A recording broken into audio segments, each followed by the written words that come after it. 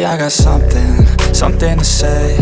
I'm just so sick of hearing everyone complain. I know it's tough and I know there's pain, but hitting bottom is the only way to change. So I'll keep.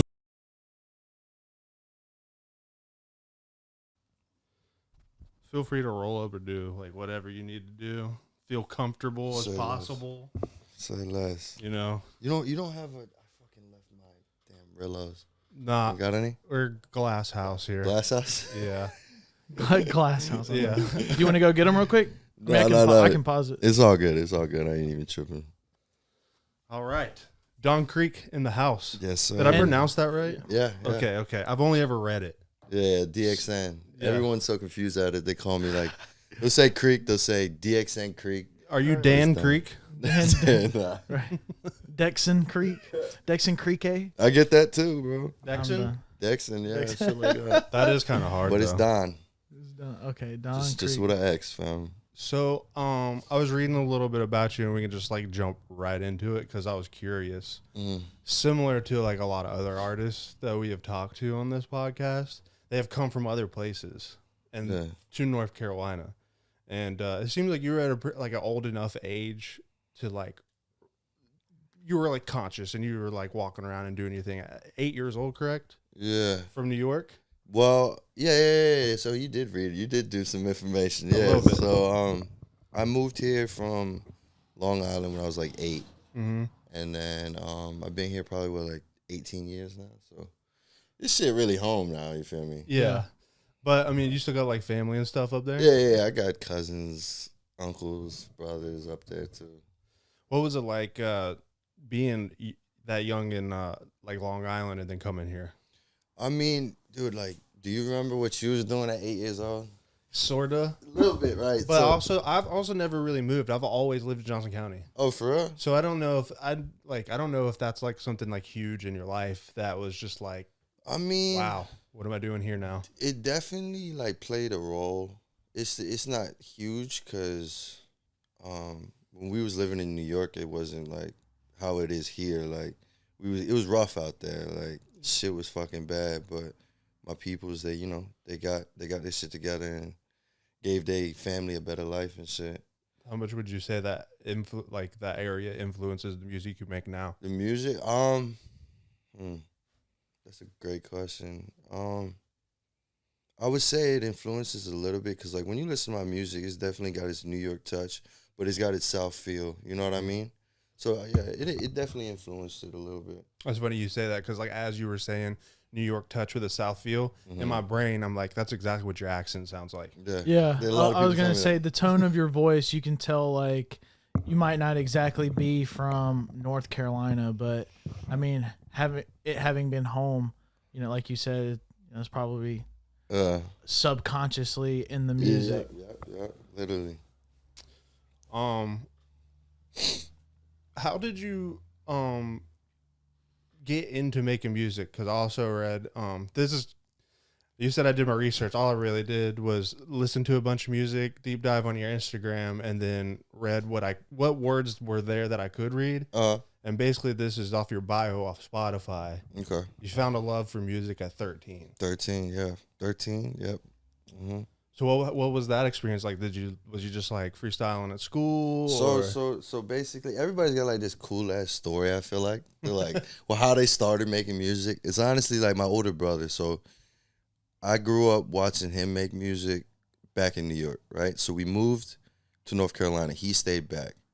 And then, I started playing like fucking basketball and other shit. And then once I got to like probably like 13, 14, I ended up getting what's that fucking mic called? A MXL 990. You know what that is? That old ass fucking mic. Yeah, I know what you're talking about. Right, so I ended up recording on this software called Mixcraft. Hey, dude, I'm a Mixcraft master. Dude, that's the OG. That is the fucking OG of softwares. I don't care what anyone says. But yeah, so I got that mic and I just, I started making music, started releasing and shit. And then people was fucking with me in high school. Were you dropping on SoundCloud at that time? SoundCloud was heavy, bro. That's when, at honestly. 13? How old are you? I'm 25 now. Oh, my God. Okay. Yeah. Dude, I thought we were like direct peers here. I thought we were like the same age, dude. How old are you? I'm almost 30. 30? I mean, shit. Basically. Well, when I was 13, it was MySpace music. Facts. Or Zanga. I know you remember. Were you ever on MySpace? Dude, come on. Well, I don't know. It's like, so people got introduced to social media different times and shit. I was on the MySpace wave with people. I think I caught like that last wave though. Yeah. And then I think it died out. And Twitter came next or some shit?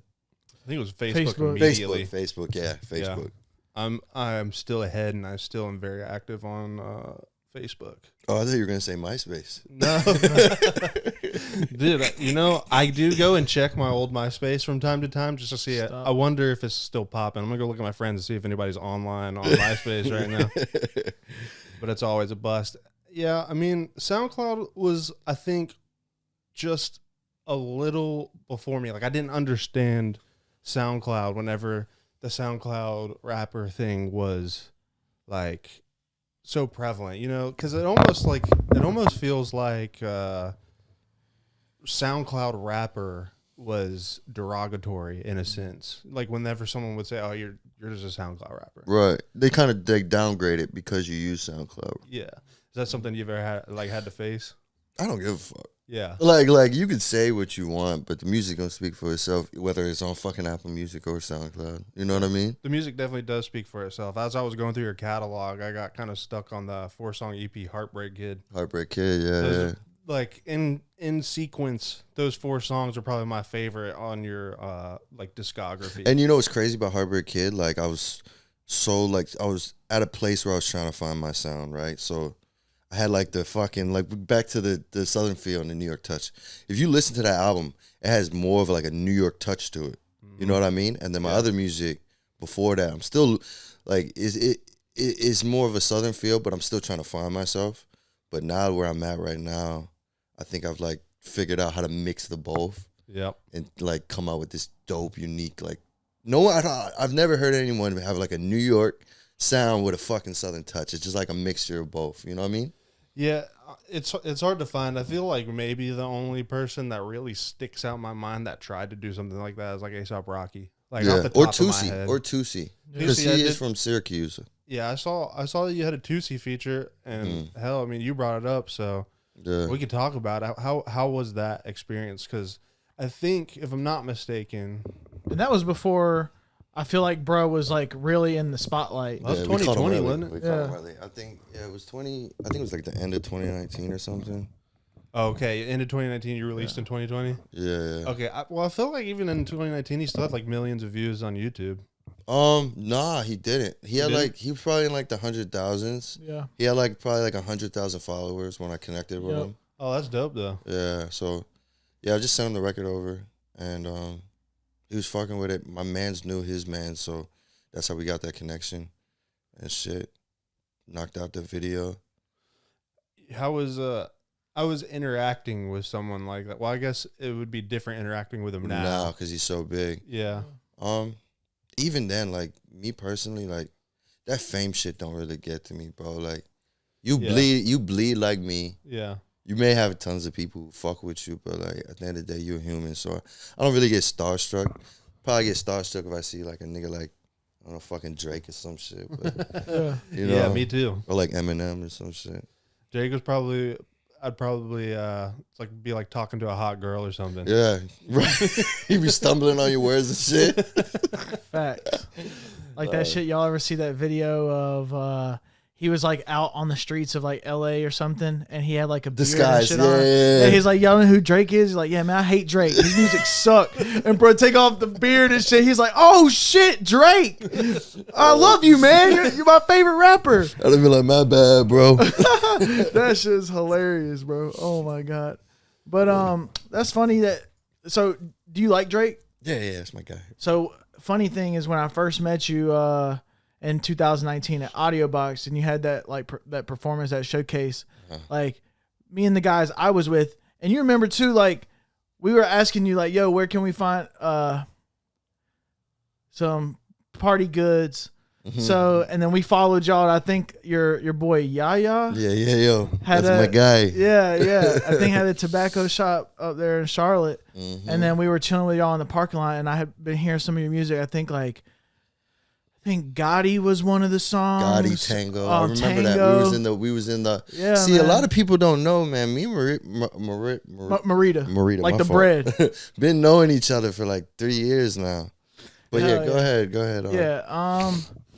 Yeah, man. And I thought your sound was great. I mean, and going back on your discography, I mean, the quality of your music's there, for sure. And it kind of leads me to this question is like, how long I've seen you on Instagram kind of post snippets of you engineering yourself and stuff like that. How long have you been doing that?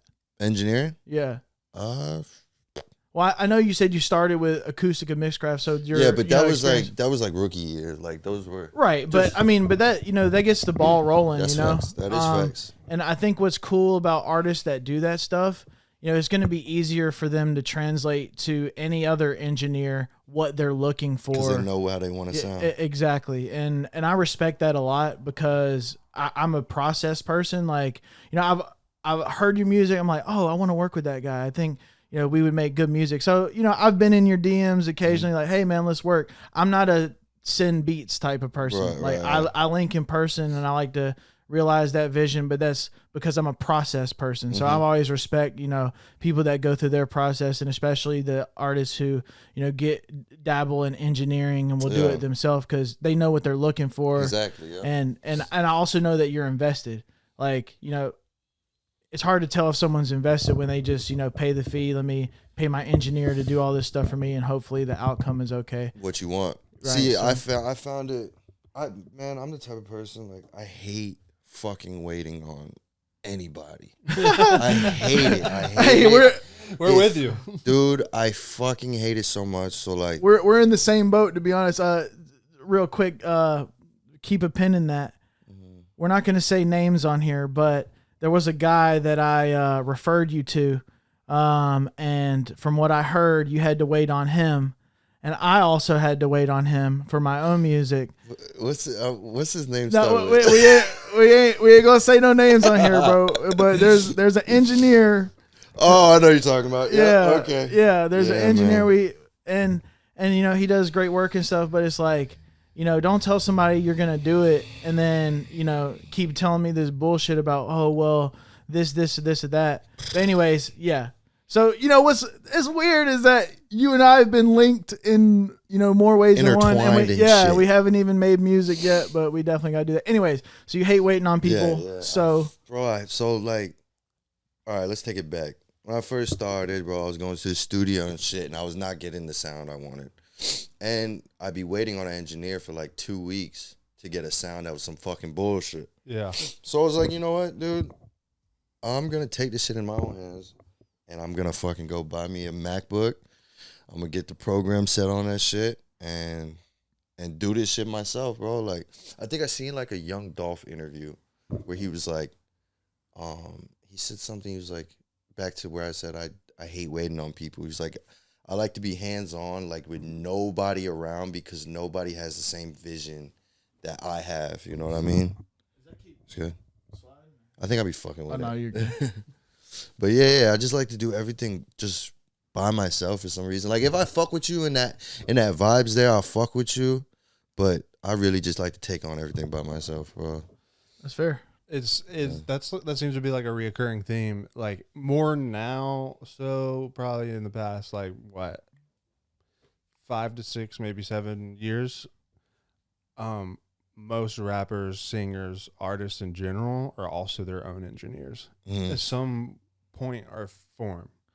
Well, I feel like that's also due to like the development of technology. Yeah. I mean, anybody can have quality music now and track it themselves. Literally. And then you have, Google University, YouTube University, where if you want to learn how to do something, I mean, there are so many people who are willing to share information. And it's not like it's the end all be all, but it's a great starting place for where you want to be. Like, okay, this guy uses this chain and he got this sound. Okay, let me start here and then kind of tailor it to what I want to hear out of my own music. Yeah.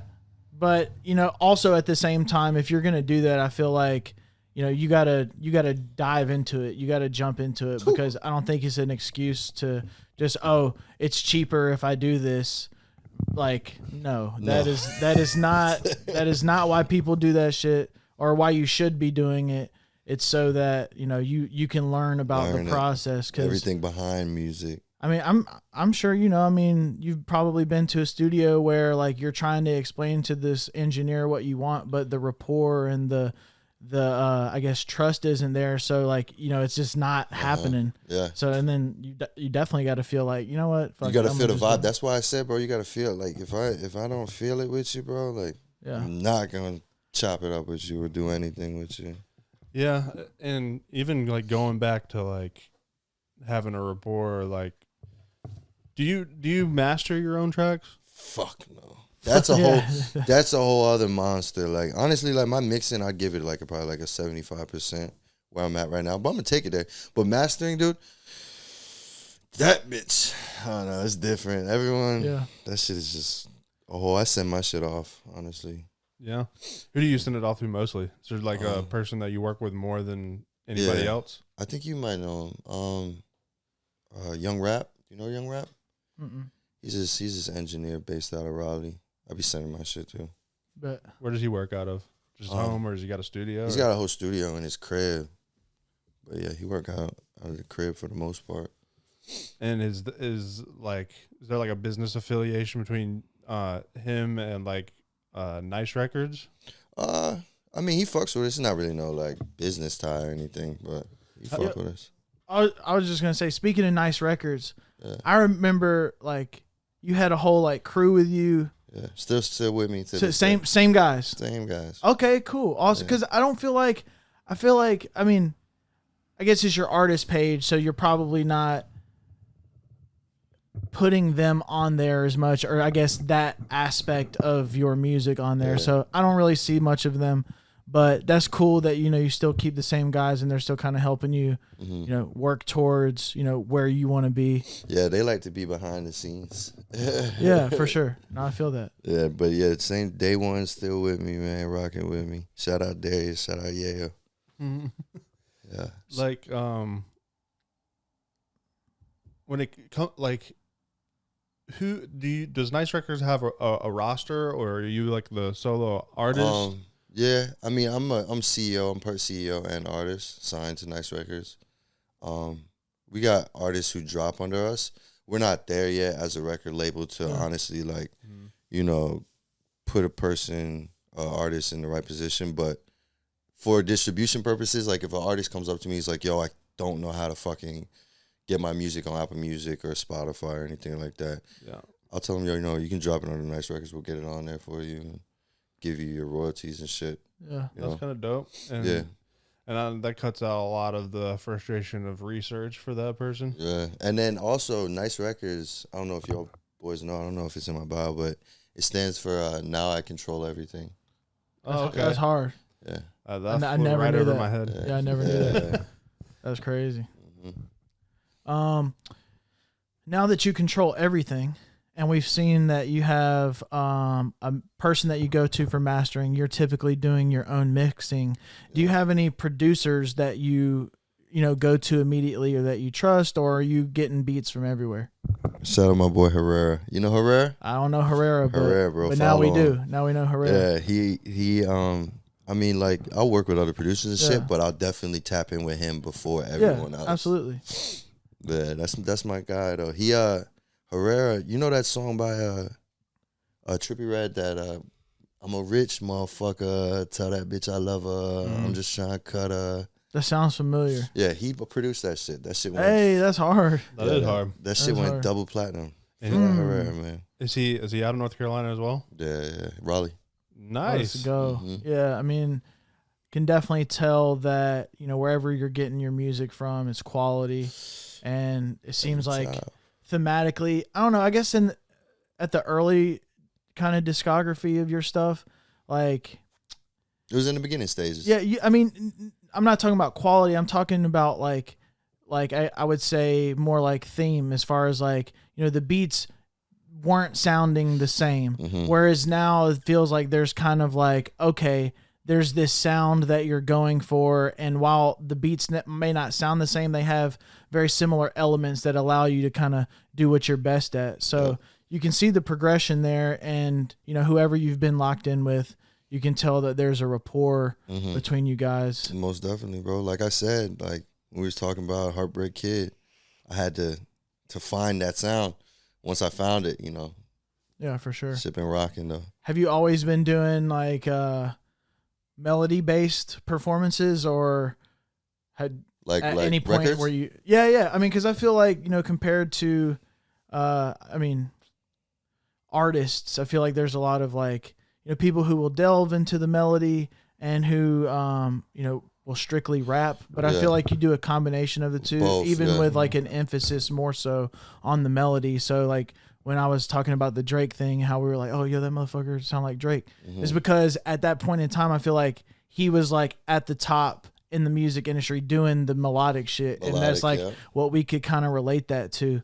So you always been doing the melody, or? Oh yeah, bro. Like honestly, melodies is like, I don't know what it is. It just like, for me personally, it brings a record to life. Like, and then like people just like to fucking hear catchy shit. Yep. That's how I feel about it. You know what I mean?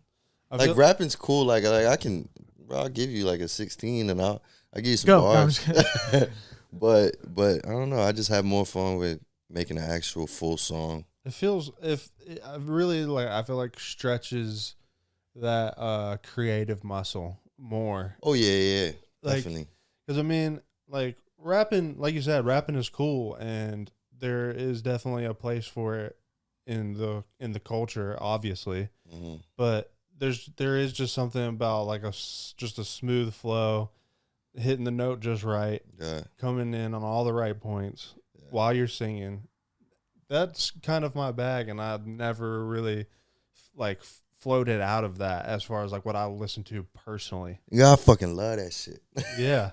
Hey, can you give me Boomerang and maybe like quick like 30-second video? Appreciate it. Yeah, man. I actually heard a song that Sauce is working on with, I think, you and Don. You know Sauce? Superstar. Yeah, We know Sauce. Yeah, Sauce is the homie. I actually knew Sauce before any of the music, the podcast, or anything. Oh, really? Yeah, we well, actually, I guess it was music. We were like in metal bands together. We were all three of us. on the same. That's sick. That's dope as fuck, for real. Yeah, and then like randomly, I was working at a cemetery, like burying people. It was like a morgue? Burying them. Nah, like outside, like digging the graves and shit. Get the fuck out, for real. And I saw Sauce was like, hey, I need a job. So I was like, hey. Then we just started burying people together.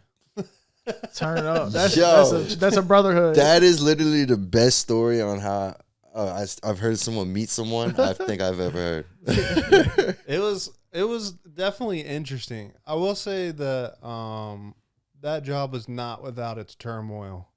Yeah, I bet. Because sometimes it was just like a 99-year-old person that's like, okay. Sometimes it was a baby. And that's whack. Yeah. That's whack. That's whack as fuck. That was probably the last one I did, and then I left Josh there by himself. Well, out of the morbid part of the story, and rewinding a little bit, I heard a track that you, Don, and him did. I think it's like Superstar. Yeah, me, Don, and Jay Wayne. Yeah, I like that. Yeah, your part was pretty cool on there, and he mixed the shit out of that. He actually mixed that record. He did like is it the Set It Up one? Nah. It's an unreleased record. It's like I sent it to him regular, and then he like just like chopped it up like to like an EDM. Have you heard the complete song? Yeah. Like he like chopped it up so sick. Like, I don't think I heard that one. Yeah, me and Sauce stay in touch, man. He always sends me stuff that he's working on, and all that shit. So I got to hear that. Maybe if later, if you want to share some unreleased stuff with us, or like sure. Or stuff that you're about to release at the end of February. Yeah, I'll play. Once we get there, I'll play the whole tape. It's only like 7 of them bitches, but absolutely bitches slap. What's your process like in the booth? Like, are you a punch in? Are you a writer? Both. Both. Yeah, but like, I used to write all my shit in the beginning, but then I just realized like it was just coming out like robotic. Yeah. Like it wasn't just like it wasn't coming out natural. Yeah. You know what I mean? Like when I like hear a beat now, like I'll go at the mic and just say whatever the fuck. Like It's because you were looking in at my the nuts. lyrics while you were performing. yeah, literally. No, I'm serious. I thought I did the same thing. I was a writer first, and then he actually got me into punching in. Punching is so much fucking easier. It's easy. Well, I think from two perspectives. It depends on how your creative process is. Like I was first introduced to punching in when I moved to Charlotte, and I was at Audio Box sitting in on sessions, and I saw so many people doing it. I was like, that's cool. And like from a production ear, it's like it sounds better because each line is done with like the same amount of confidence and energy. Where, you know, if you can one take Jake it, that's cool. But where you're running out of breath in some parts, that part, like, I don't have to compress it as much. If you just do it one line at a time and your take is good, then I don't really have to do too much. And then from like a songwriting perspective, like it really allows you to be hyper focused in on, you know, what you're saying in that moment. Like if I'm like working on the melody, yeah, shawty's so bad. And then my next line is going to be related to something similar to that or say in that same vein. Whereas like writing, sometimes it can feel like, oh shit, there's this blank piece of paper and like, what the fuck do I say? Yeah. Like, that It shit looks can like a be tough. mountain. Yeah. But like, absolutely. like when I record, like I'll play the beat and then a lot of the times like I'll hear the beat and then I get on the mic and I'll just say like not even words. They're just like Mumbling. no. Yeah. And then like I'll hear the full, like I'll do probably 3 takes and then figure out which melodies I like the most and then I'll find the words. You know what I mean? That's hard. Yeah. I found that to help so fucking much too. Yeah, and it's fun to do. Yeah. Even if you don't get lyrics, just Right. It's just like a release. I swear, bro. That auto tune will have you feeling good. Oh my have you God. feeling yourself. People like to shit on the auto tune, but fuck Can that. anybody really shit on autotune these days? Nah. You can't. There's no way. Everybody you like is using it. Yeah. Shit, Promise. Brandy was singing the national anthem at the Rams and 49ers With game. auto tune? Bro, I mean, like, I could hear it. It wasn't like, you know, kind of the strength at which we use auto-tune. Yeah, like the normal ear probably couldn't. But, yeah, hear it. but I was listening to it. I'm like, damn, they got her hooked up. She was just smiling the whole time, hitting all the melisma little notes and runs and shit. And I'm just like, They wow. don't even know. They don't Yeah, even no know one the even truth. knows. Hell yeah. So both punching and writing. Interesting. So what do you go for first? Or does it just depend on the song? Are you like let me just start with the verse, or do you try and find the hook and then, you know, work from there? It depends. Like I start left to right from a beat. So like So from the beginning to the end? yeah, Okay. like everyone does, I guess. I don't know what the fuck. Well, what's interesting, I know how we make music. I'm pretty adamant about coming up with the hook first. Yeah. And kind of the title for the song and the hook, we do that at the same point because I feel like really if you have the catchiest part down, everybody in the room is fucking with that, and we have a title for the song, the vision's there. Right. So the verse is all about, you know, finding a specific way to relate to the chorus. And, you know, from there, I feel like, or at least how we feel about our music, we've had success in like writing songs that we're proud of with making sure that the catchiest part gets done first. So, you know, it's interesting to hear that, you know, you strictly, you know, are working from left to right. Like if when I start that beat, right, and I'll go a little bit, if that sound like the hook, then that's gonna be the hook. Yeah. I don't like that's a good idea, but when you said how you come up with the title and shit, for me, I feel like that'll probably like box me in. Like That's fair. I feel so free. Yeah. Freedom when I just would just go and like whatever the fuck is right in my heart or my nuts, I'll just lay that bitch down. You know what I mean? It's definitely a thing of perspective. Yeah. Because I feel the opposite. If I get the hook down, then the hard part's over. Yeah. Yeah. Yeah. That's the easy part for me. See, I'm the not a hook. hook guy. Yeah, I fuck that. Boy, I give you a hook in 30 seconds. I mean, the hook's my favorite, but at the same time, I think there's an art to the verses and Well, yep.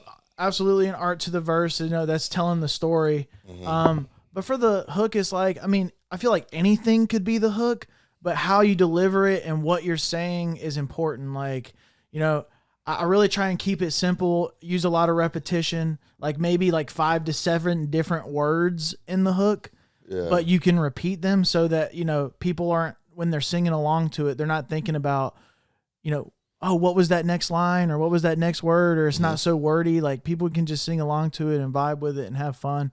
But it doesn't always work out that way. I mean, I think the way I've always made music has kind of boxed me in a lot of times when I make music, in the sense that I feel like I always, all right, let me go back to this formula that has worked for me before. Right. I wish I could do that formula. Honestly, that sounds fucking easy as hell, but I mean, everybody's got their own process. I mean, hell, how many songs you got in the tuck that'll never see the light of day, you know?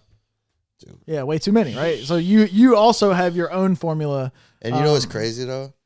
There's probably like a couple songs that'll never see the light of day that'll be the ones for me, like that'll fucking go crazy. You know what I mean? Yeah, man. No, I feel that. I mean, we have so many songs that we've been like, oh, we love this song, and then when actually sitting down to talk about what's going to go on the next project, it doesn't make the cut. Then the next project comes up, still doesn't make the cut, and they're like, okay, well, I guess we're not releasing this one ever. So, well, I think it's like life in general just moves so fast. Yeah, that you'll make a banger, and then the banger's just not relevant to you anymore. And even you're not in that place no more. Even though it might be like a sick song, it's like, do I want that representing me now? Mm-hmm.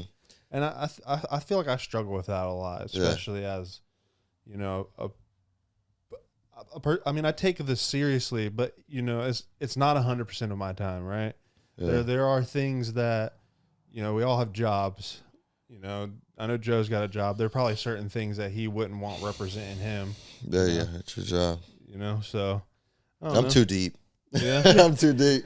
I mean, it's weird, man. I mean, I've made tons of songs, and at this point in my career, like, I don't even really like making beats. Like, I'll cook up by myself just to practice and have fun and jam, but I really make my best music when I'm in the room with an artist, because something that I've been working towards up until this point, like, my word of the year is intentional.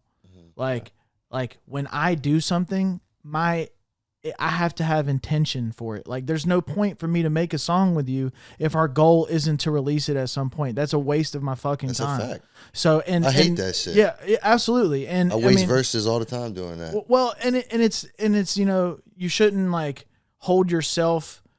You shouldn't get mad at yourself or like put pressure on yourself. But at the same time, you know, having a vision and having a purpose is you know, is undoubtedly a way to get more success than just hoping by chance. Like, oh, I'm going to just sit down at my microphone and accidentally make a song today. Yeah. And it'll accidentally, hopefully get, you know, this amount of likes, this or that. Like, I mean, it does take a little bit of, I would say it might seem like it takes a little bit of the fun and the creativity away from like being an artist.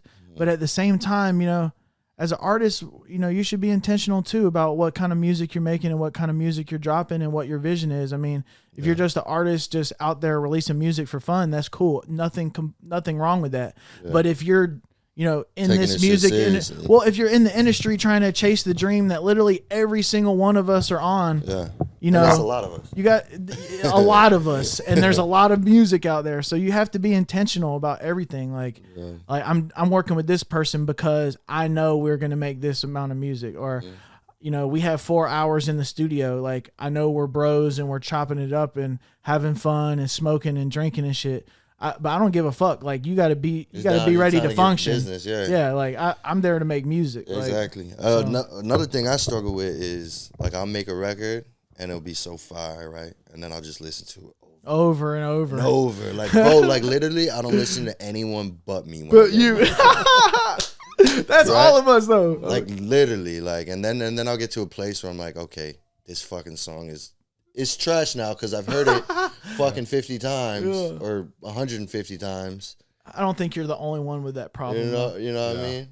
But then I'll go back and listen to other music so I get get some motivation or Do you have like a main like confidant that gets every scratch track, everything that you do for like an opinion that you know isn't gonna be some yes man shit? I ain't gonna hold you. I don't know what confidant means. Like a someone you trust, someone you have ultimate to listen to confidence music in. to see if it's good. So like someone that's maybe Fuck is yeah. or isn't in the music industry. Fuck yeah, man. I need that, honestly. Like, yeah, my boy Yayo though. I sent him a record. If he say it's fire, I know that bitch is gonna go. He's really good at identifying. Has he ever hit you with the "this is trash"? Don't put this out. Oh fuck yeah. That's him. But you can't take that shit to heart because like you Yeah. want somebody to tell you that shit do hurt because look like you said like I'll make a record. I probably spend like 45 minutes on a record, hour on a full record. I send it to him and I'm like, yeah, this it. I'm waiting for that text message like, yeah. He's like, nah, that shit's trash. I'm like, don't do this to yourself. I'm like, fuck, for real, bro. Are you serious? He's like, yeah, bro, don't do it. Let me take a look at this real quick. Oh yeah, shit. Yeah. Yeah, I was looking for the shit to twist. It's no big deal. I can keep moving. How that bitch like this. We'll do it at the halftime. Halftime, yeah. That shit'll work right here. Yep. It's not even like it's because when it moves, the wire is making it like Go a that way. sound. Yeah. Yeah. I mean, It's all good. So you got some people in your inner circle who always get the record before it's released. Oh yeah. But does that define your decision to drop it then, or it depends. So yeah, it does define it. But if I got a gut feeling about a song and I'm like, "Yayo, you're tripping," then I'm gonna still rock with it. Mm-hmm. But I definitely take his advice to heart every time I send him a record. Yeah, I mean, I feel like it's definitely important to have those people, but also I try and make sure those are people who, when I'm looking for something specific, like feedback, like what is it about this track that you do not like? Right. Yeah. That I'll make sure to ask him that they can articulate that. Like some people who are just like, nah, I'm not feeling this, and can't give me like a legit reason. I'm just like, well, I'm here kind of looking for solutions. I'm not here to dwell on whether see if your shit's the valid. music's good or not. Because I teach music, and one of the classes that I have is a songwriting class, and constantly my students will be like, they'll come up with an idea for a lyric, and then they'll look at me for like validation. And as a person, like, I want to encourage them and be like, okay, that's good.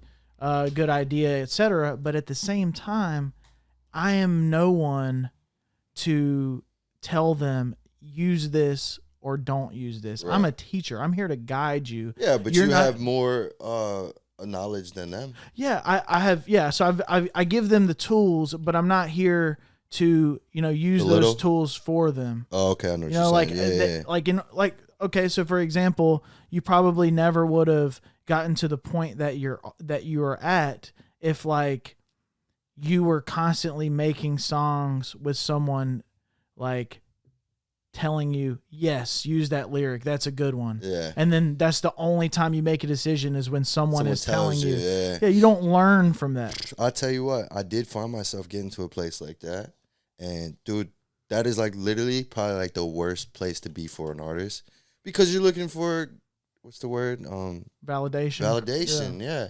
You're looking for validation. And honestly, bro, every artist should be hands-on with this shit and should have the confidence to not have to seek for validation. Yeah, it's your music. I mean, my thing is like, look, I'm not here to tell you whether the lyrics are good or not. I'm here to make sure that you're expressing yourself in the most efficient way possible. Like if this is the lyric that you want, then let's use that. Let's find a way to revise it if we can say it a better way. Yeah. But I want this concept. I want this idea. I want these creative juices that are flowing to be yours. I want this to be your product. I saw an interview with Yachty, and he was like... Lil Yachty? Lil Yachty, yeah. And he was talking about his record. You know that record, Minnesota? Yeah. Cola, Minnesota. Yeah. And he was like... He made the record, and he was talking, and he was like... He sent them all to his boys, and they were just laughing at him. Yeah. They were just like, this shit is fucking trash, like, don't release this shit. Look at the fucking record. Well, and it's funny too because sometimes you know, on a smaller scale, or at least from my personal experience, I mean, I'm only sending my music to like 3 to 5 people. Yeah. And that's 3 to 5 people out of billions of people on this earth. Right. And, you know, the people that are close to me are typically around my same age. You know, if I sent them music like that, they'd probably laugh at me too. Yeah. But the people that really were fucking with Yachty when he came out with that song Minnesota were the kids. The kids, yeah. And, you know, that's another one. I need to find like a 17-year-old, 16-year-old kid that I can just send some music to. Yeah. You know, and be like, yo, you think that your generation gonna like this shit? Industry plant yourself in a random high school. Hey man, that's the move. Like if I could go back in time, I would have started being an artist when I was in high school, because that's a built-in fan base. Mm-hmm. You just you're in. You're in. Like Mac Miller blew up in high school. That was his end. That's how he blew up. Yeah. Like Mac and Cheese, or what was it? Mac with the cheesy raps. Yeah. You remember that? What was the first one that blew up? I want to say it was Kids. Kids album. The Mac and Cheese album was before that. And then Kids, he did drop that in high school. And that shit took him. Yeah, that'll do it. And especially now with, you know, how things are just going viral left and right. Yeah. I mean, so have you ever had the thought of like, dude, maybe I should make a song for TikTok? Yeah. Yeah, you thought about that? I feel like everybody is like, that is a consideration that goes through every artist's mind at some point. You'd be stupid not to think that. Yeah. I mean, you're right. But at the same time, I've never approached a record yet. Like I'm gonna just like this is for TikTok. Yeah. Like I'm gonna come up with a TikTok song, but I probably will one day. I mean, I don't think I understand TikTok enough to know what a TikTok song is. It's so basically like underground artists are just uploading their music on there. Yeah, and it's just fucking.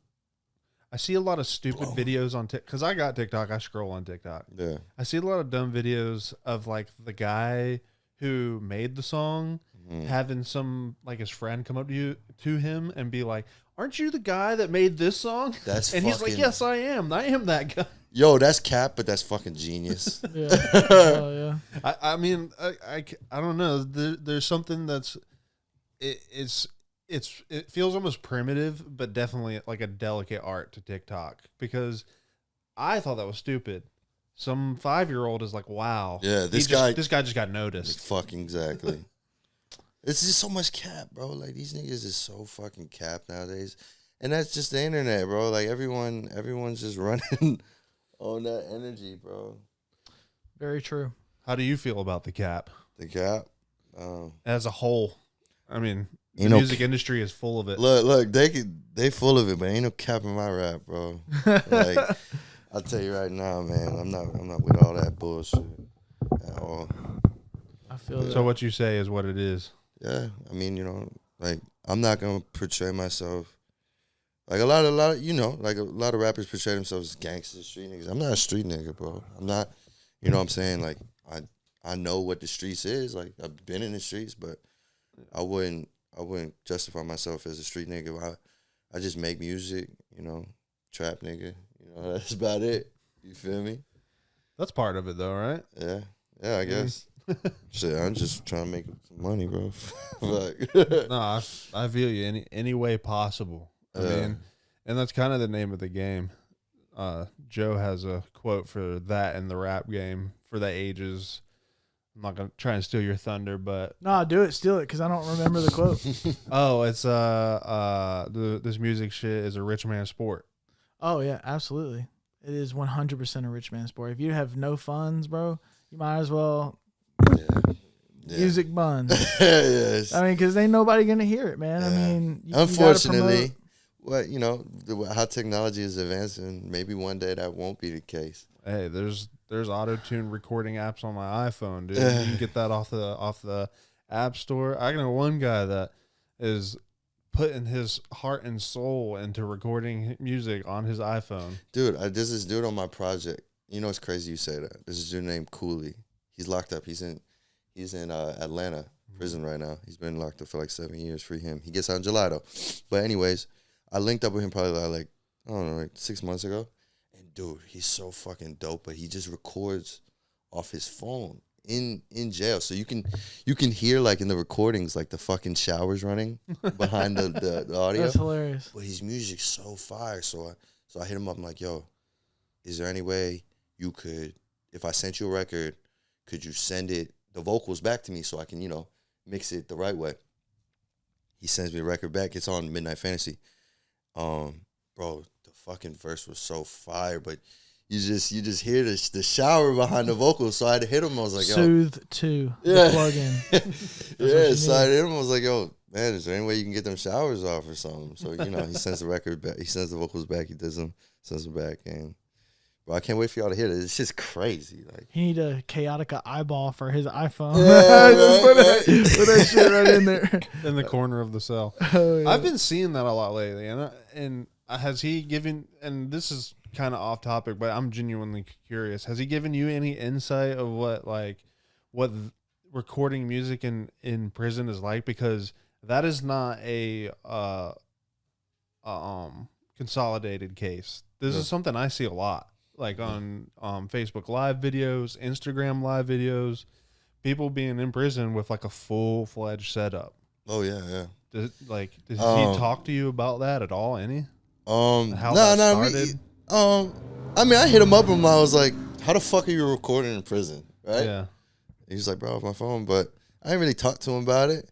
But I have been seeing, like, you know, I've never seen anyone record and send the vocals from prison. Yeah. I've seen, like, people on, like, their phones, like, in prison and they record somebody, like, rapping or some shit. Mm-hmm. But this is, like, honestly, I think I might be the first rapper to do it, because, like, we're the Soulja Boy, bro. He's a first rapper. I think Corday had TK on. Did he? On his newest album. Get the fuck out. I did not know that. I'm pretty sure. Is TK or somebody else? It was the first, it was the intro, and he was rapping over the phone. Over the jail phone. Yeah. See, that's different. This man's literally has, like, a fucking iPhone in there. I hope I don't get him caught up or anything, but nah. But yeah, he's got an iPhone that he records on. It's crazy, bro. Like, I didn't even know you could do that. Yeah, that shit's nuts. I see it a lot. Like, I don't know why I be going down fucking rabbit holes in my shit. My timeline on Instagram is 100% uncurated random bullshit. Yeah, me too. YouTube, all that. Dude, I see it a lot. It's like dudes in jail, full-fledged setup, laptop, fucking rocket laptop speakers. Too? How the fuck? Yeah. They make a booth out of like towels and like dirty clothes and shit. It's just kind of nuts. That's crazy, honestly. And more power to at him. no point does one of the I guess security guards or officers or whoever walk by and be like, "Yo, what the fuck?" They got the whole goddamn. Put the towels over it. They probably like, "Shit, bro. I go on break in like 30 minutes. Let me get on the record." Yeah. I'm done. Oh. Rick Ross. Or he probably an engineer. Like they got the whatever guy in there engineering. The shit. Right.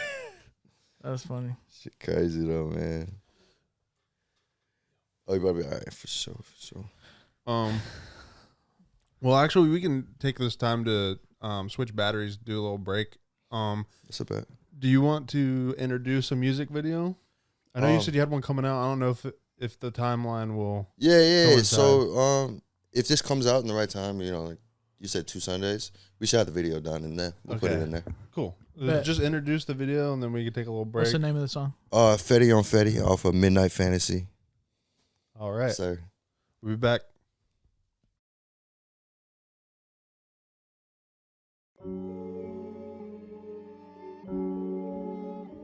I can say I love you, baby, only Lord knows. Gotta keep it hidden in a world so cold. Yeah.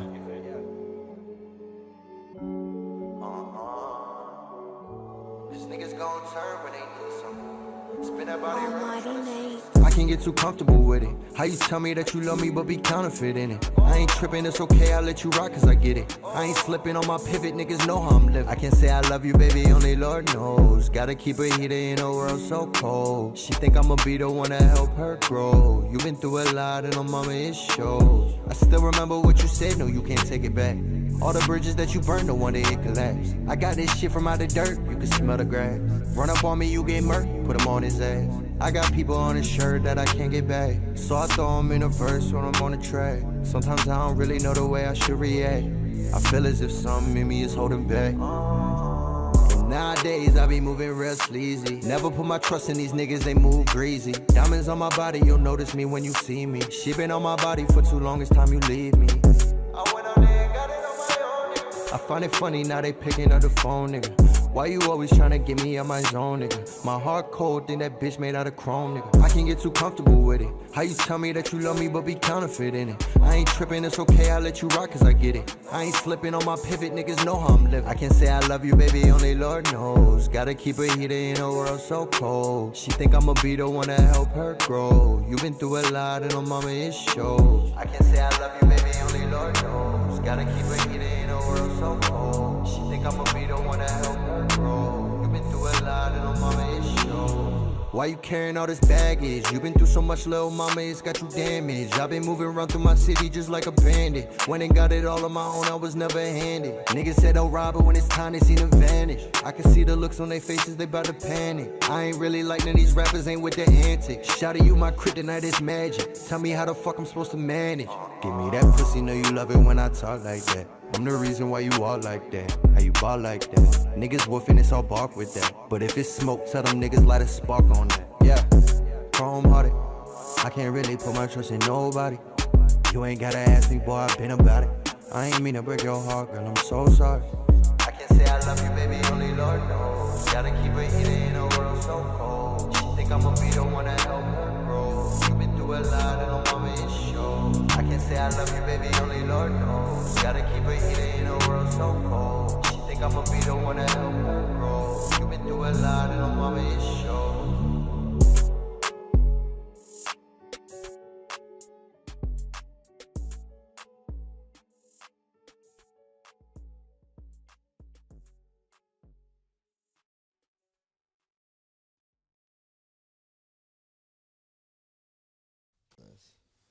All right, we're back, and that video was, what was the name of that song? Fetty off Midnight Fantasy. All right. Sir. Fetty off of Midnight Fantasy. So how'd you come up with the idea for the project Midnight Fantasy? You know, I always wanted to drop, like, my followers know. I was going to release Midnight Fantasy probably about like a year and a half ago. I just never got around to it. So I ended up releasing like Heartbreak Kid and other shit. What prevents a I mean, I don't know you as a person or an artist, but from what I see on Instagram. Do you want a grinder? It's clean. There's nothing in it. No, not a grinder, but a tray, something I could roll on. Or like just like a magazine or a flat surface. All tobacco here. All tobacco. Merry Christmas. So from what I can tell on social media, it seems like you stay pretty consistent. Yeah. So what prevents someone from who's consistently dropping music to just be like, you know what, I'm gonna hold off on dropping this project? I gotta think. Hold on, I gotta remember where was that when I did not release Midnight Fantasy. Just keep going. I'm gonna fix this real quick. I just released like my first project, Better Late Than Never. And then, and then I released Holly Hill. That's what it was. So I released Holly Hill. And I don't know, I was just like on a path. I was on a path where like I felt like I was wasting music. You know what I mean? Yeah. Just because I wasn't getting the not feedback, but what I thought I was going to get off certain albums. So then I got to a place and I was like, you know what? I'm going to hold off on Midnight Fantasy and I'm going to just release singles, and just see where that, just build a little more hype before. And I did that. And here we are, about to drop that motherfucker. Makes sense. It seems like a common theme on here is talking about the single game versus the project game. Yeah, I was going to say, that was probably the first thing I noticed, like, single monster. Like, there's, how many in 2021 did you drop? 2021. Yeah. I think I saw, like 4 or 5? 4 or 5, probably something like that. And Heartbreak Kid was 2021. And right? Heartbreak Kid. But I released, like, all my throwaways on SoundCloud. Oh, really? Oh, Yeah. so you be dropping even more music then? Yeah. Oh, okay. What's I the have to get it SoundCloud out. looking like? Okay. SoundCloud's lit, bro. I didn't know if you had like moved on from SoundCloud. Oh, no. I always, man, SoundCloud, I treat SoundCloud like McDonald's. When I get money, I'm still going to be eating McDonald's because that motherfucker was loyal to me. Hey, that's know what I fair. mean? That's fair. That's yeah. something I've been thinking about too, because like I've deleted everything off my SoundCloud and primarily focused on the the big DSPs. Yeah. But there probably is something in SoundCloud still. Like I found it like songs like when we were talking about how I send songs to friends and sometimes I'll say it's trash, like, and I'll really like it. I'll be like, you know what? Fuck it. I'm gonna just drop it on SoundCloud. So I guess for people listening that may not quite understand, and sometimes I personally don't understand. So if you just feel like throwing it away, what's the difference between putting it on SoundCloud and then putting it with the rest of your songs on Spotify? I just don't think they're up to par. And up to par, is that the content itself or the quality of the sound and or maybe just the record in a whole. Like I use SoundCloud different than a lot of people. Like I'll drop all my music on SoundCloud, like the ones that are on Apple Music. But I don't know. I just found this works with me. Like just being able to release, like being able to, because I'll sit on these records and I'll be like, fuck, like I'm not gonna drop this shit, and then I'm just like sitting on shit. But people like this shit, so I just put that bitch on SoundCloud, bro. So how much do you ever like budget for like marketing? Yeah, most definitely. So how much weight do you put into the power of marketing? How much money? Well, How much like stock? not do you hold money, in the idea? but I guess An idea? yeah, and Okay. the idea. That was of a good it. way to put it. Yeah. Yeah. A lot, bro. Probably about if I had to put it with the process of creating and marketing, probably 50-50, bro. I feel that. Maybe even 60-40 on marketing. And is that something like you're budgeting for? Like if you have like a release you're passionate about, are you going like, okay, have this much for the video, this much to pay for like promotion and promoted posts? Definitely. What I like to do, I found this, like a lot of people go to like Say Cheese and spend like $1,000. Mm-hmm. What's Say Cheese? It's like this a blog, right? Yeah. Oh, Where people go and drop music or get promotion and shit. I like to go to like the smaller blogs and like $50 here, $100 here. You know what I mean? It's essentially the same thing as playlisting, but instead of getting added to the Spotify playlist or whatever, you probably get to post like a little blurb about yourself as well as some music or a video or something like that, or somebody posts that for you or something like that. That's pretty sweet. I've never heard of Say Cheese. What's the demographic like? Is it just like? It's all honestly. Is there like a, I don't know, for like a better term, a social media platform, or people? Is it artists playing for the artists? Or are there people there for like their own consumption? Yeah, people there for like Fuchsia's TV. Yeah. It's like a bigger version of that. Yeah. You know what I mean? So like of course you have artists following them, but you have the normal civilians. Yeah, I think it is. It's kind of like what we would equate to in our time being in like the metal scene, where they had like the metal blogs where you could like go check out new artists and stuff, and they were posting Total videos deathcore. Yeah, but my experience with Say Cheese is the Instagram account where they're posting either like so and so is the hottest rapper coming out of whatever city, like, and then it has like a video of theirs and like, what do you think?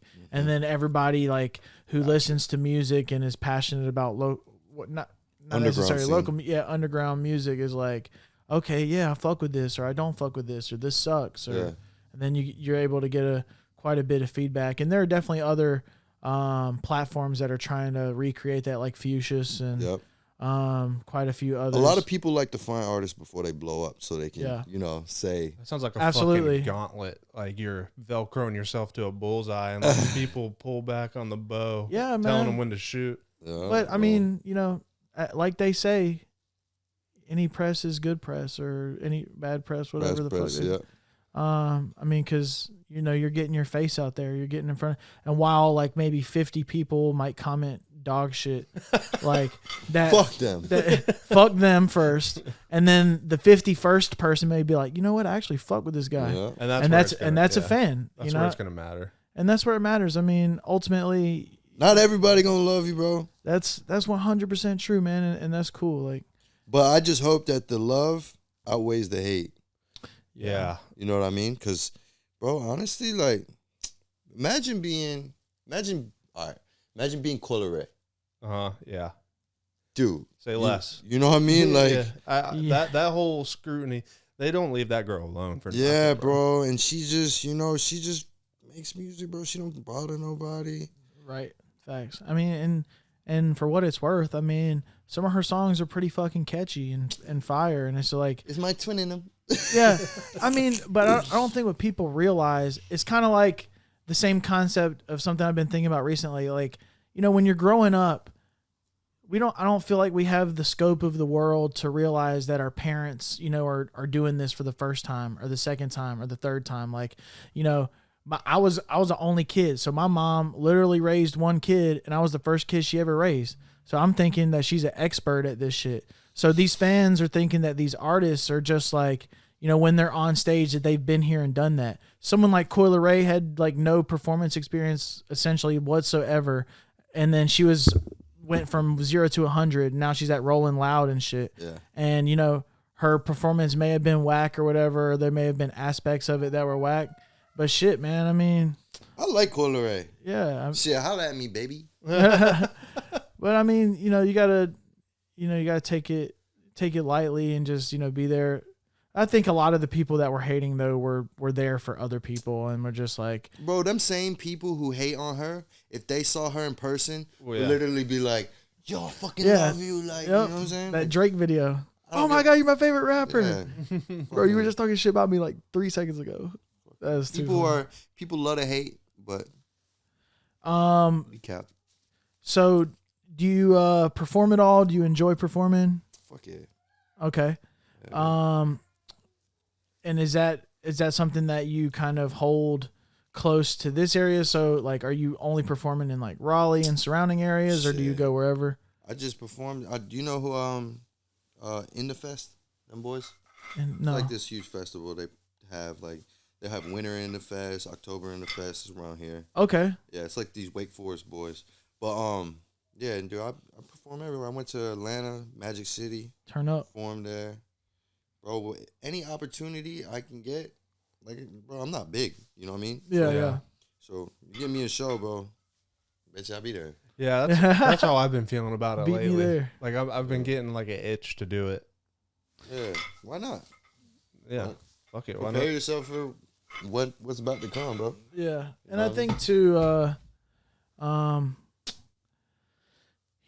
performance is fun and stuff, but I feel like there needs to be a time where people start kind of like separating themselves from like the norm of rap performances, like having a DJ and then just having your boys standing up there with you and rapping. Like that's cool and everything, whatever. I want to do live performances, but yeah, like, with band, like drums behind man. me. That's the wave, bro. And I feel like, that's the essence of, what a live performance should be. I mean, I don't even give a fuck like what instruments you using, just have some on there. I don't care if it's a fucking guy up there with a drum pad playing live while you're rapping to that shit. That would still be cool as fuck. Mm-hmm. But there needs to be some kind of performance element to that shit. Cause like, I mean, rapping to a backtrack, it gets kind of boring after a little bit, just from the fan and a viewer perspective. Facts. But I think do you know who 3 a.m.? Yeah. He's in Charlotte, right? No, he's in Raleigh. Him and Woozy. Woozy. Our brothers, Big Woozy on Instagram. I've definitely seen a Big Woozy. Yeah, 3 a.m. sound. He does a pretty good live performance. Yeah. He has a band. That the light skinned dude. Yeah, with the I guess dreads or something like half dreads. Yeah. I don't even know what to call them. I was actually genuinely surprised that came out of Raleigh in like a local scene. It was a good performance, for sure. And that's something I've been like up until that point I had been wanting to see that happen. And not that it probably hadn't happened before, but I personally hadn't seen it. So it was cool to see that because it made me realize like, okay, that's actually possible to take like, you know, a beat in music that was created on the computer and then turn it into live instrumentation and it translate well. Like it sounded like the song on the album almost. You know who's a show killer? Who really can? Donovan. Oh, Creq? Yeah? I haven't seen him perform. He's a dog. I believe it, though. I've seen videos of him perform. I've always wanted to see a show, but it's hard to, like, really dial in, especially lately, because there ain't really been much shows actually happening. Yeah, COVID. That slowed me down, bro. Before COVID, I was doing shows back to back to back to back to back to back. And then COVID hit, slowed everything down, bro. Don't you think it's weird that, like, that is, like, a point in time that is going to go down in history and, like, we lived through it? You know what's crazy? I think about that so much. That exactly what you just said. Like, it's nuts. It's not, like, as, like, I wouldn't say it's, like, as brutal as, like, you know, living through the Great Depression or, like, World War I or something. Yeah, something like that. But it's definitely, like... monumental, bro. Not in a good way. But...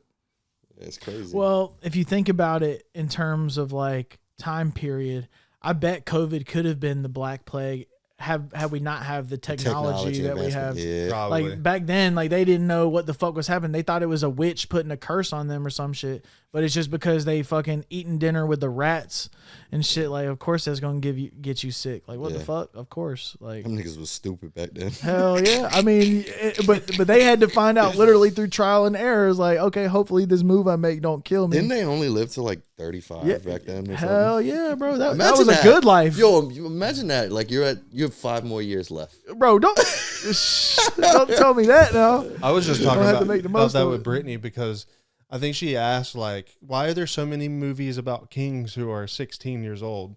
And I'm like, because that's the prime of their life. 16, dude. They probably got 15 years left. Good. Facts. That ass, though. And that's if they don't have to see the field of battle. What was that, like fucking 1700s?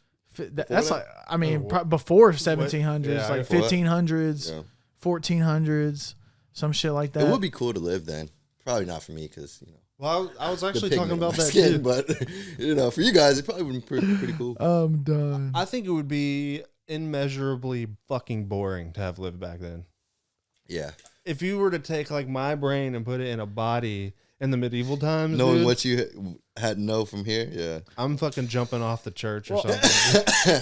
Well, at this point, I'm sure the world looked different as far as, like, literally, like, geographically, like, some continents hadn't pulled off of the mass of what was the earth at one point. So it depends on like what region of the world. If you were living in like Egypt or Syria or some shit, like your pigment probably wouldn't have even been a problem. Like you could have been a damn like prince or pharaoh or some shit. While as like you're living in somewhere like anywhere of Europe, then that's when you have like, I guess the traditional like castles and lords and kings and queens and shit like that. Yeah. Yeah, I just couldn't live in a time where I'd have to be dripped out in gold to get table salt. I'm done. Get table salt. I'm done, bro. I mean, shit. If I could have been born into royalty, I definitely want to live back then. I think that would have been cool, man. Going to the damn, whorehouses. You said and living shit. in royalty. The whorehouses. Yeah. That's what I'm talking about, Joe. Going to just to check it out. I mean, not to participate or anything. You feel me? Just to see what fucking going on. Yeah, see what's going on. Catch a vibe. I mean, yeah, you've never been in one. You feel me? So I got to go check it out. Maybe ride a horse a couple times. Get a little buggy and carriage. Have somebody pull me through that. Watch the little battle go on. Some crazy shit. That'd be crazy. Well, speaking of the Black Plague and COVID, I've asked this question before, but I always enjoy the answers when I ask it. Is there like in the period of COVID, like lockdown, all that shit, not leaving, was there anything positive that came out of it for you? Hell yeah. Musically, linking up with people, however that may be. Shit, PPP loan. No, I'm just. We'll have to blurt that out. Yeah, man. I made when COVID hit, I linked up with honestly like Donovan, Jay. All my niggas. How did you meet Donovan? I didn't meet his ass. I think so. I knew Jay, and that was his man's. Yeah. And I think he followed me or some shit and just hit me up. Bet. Yeah. That's wasn't no crazy like we worked at a fucking cemetery. You're right. At each other, you know. I think Don and Jay Wynn, they're friends as like prior to. Yeah, I think they met at a fucking Dunkin' Donuts or some shit. Did they? Or maybe that's a different person. Okay. I think that was him in Madrid. I hit it once. Appreciate you. Yes, sir. Delta 8. Delta 8. No, sir. Smoking? Yeah, I'll hit it. Fuck it. Shit. It's a big ass blunt. Appreciate Say you. no to that. Thank you. It's that rapper weed. Dude, I could smell it. Nah, I mean, this is some good tobacco. Hey. Nah. And when did you start smoking backwoods? When I probably like 14. I had never been introduced. Backwoods to been around that long? Maybe not backwards. What was it first? I think. mean, it might have been like Leafs or just something. They might have been. I have no clue. No, they could have been. I feel like they got popular like 2018, 2019. And I really like everybody in the studio was bringing backwoods. And that's when I was at Audio Box. And like people would exactly that, like you smoking. And I look at the backwood and be like, what the fuck is that? I hit it once and then I'll pass it back because that shit fucked my lungs up. And then up until that point, I had always been like a concentrate guy. Yeah. So dabs and shit? Dabs. Yeah, that's what you smoking on that pen? Yeah, it's wax in the pen. I like wax. But that one actually is Delta 8. Oh, really? Yeah. Delta 8, they sleep on it. That shit actually does get you high, though. Yeah. Well, it was definitely my gateway into it because I was not a smoker really that much until, maybe like a year ago. Yeah. And that's when Delta 8 came out. And I was just like, fuck it, I'll try it. And it was definitely a mild version. Mm-hmm. And it definitely got me where I wanted to be. But, I'm just kind of like branching out. Now I hit my first blunt of rapper weed. Yes, sir. With Big Creq. You know what I mean? I had first been introduced to that term when I moved to Charlotte. And like I had seen all I remember being in the fucking parking lot with you, bro, and bro that pulled up had the shit in the goddamn like tuna can. Yeah. With like you just like pull off the lid and it had the shit in the can like what, these weed? like Tobacco? My fault. Yeah, tobacco, yeah. It was the guy that pulled up, and then the guys that I was with, cops on from your dude, and fucking and it had like a little thing you like pulled it up. It was like can of sardines, but it was just I some know gas. you're talking about. I ain't gonna say no name. Yeah, but I was like, what? I mean, I've always lived out here in this area. Like people hand it to you and all kinds of shit. Like just like, oh, yo, here you go, bro, or some fucking like the end of a Food Lion bag or some shit. And next thing I know, some legit ass aluminum can. I was like, okay, I'm in Charlotte now. Yes, sir. Yes, sir. Yeah, man, that shit. I'm just telling you, know what's crazy though? Like, I'll stop smoking.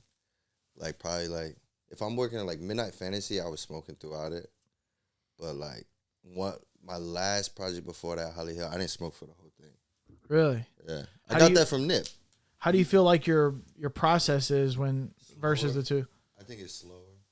Oh my fault. No, it's okay, bro. Do you have a screwdriver? Not like super handy. No, I feel you. Okay. Anyways, you were saying. So, what was your process like between the two? Yeah, it's slower. Like if I don't smoke, but like for some reason, I feel like the music, it just like comes out different. You know what I mean? Then I started smoking for like a lot more for Midnight Fantasy, and I love the way that bitch came out. You know what I mean? Yeah. So it definitely affects my music, I'd say.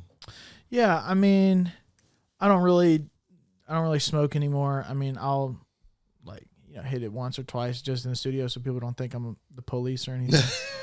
I really been in Audio Box one time and someone like wasn't cool that I wasn't smoking with him. So weird. He made me hit it. That's weird. Yeah, bro. I was like, though. I mean, like, sure, what? bro, if you want me to, whatever. But anyways, yeah, so That's weird. It's weird, bro. It was weird for sure. Like, but I think with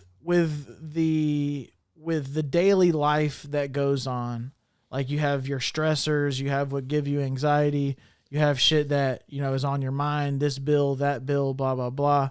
Like it is, as someone who is sober, it becomes more of a strategy and a routine in order to get yourself to a place to be creative. Like there's like, at least for me, there's a series of steps, like a routine that I have to follow. Like if I know, like, I mean, cause I don't really smoke anymore. So I know like to link up with him and make music, I gotta like make sure I go to bed early the night before and that like I eat like breakfast to get my brain going and stuff. Really? Yeah. I mean like just things that are not, you know, tobacco that takes me to that point in like, you know, 15 seconds, like where I'm just ready to start being creative and my brain starts firing on all cylinders, where when I'm not, you know, taking tobacco, then when I'm not doing that, then I have to try harder to get myself in that zone. You don't like it's harder to unwind on my own. I feel like when,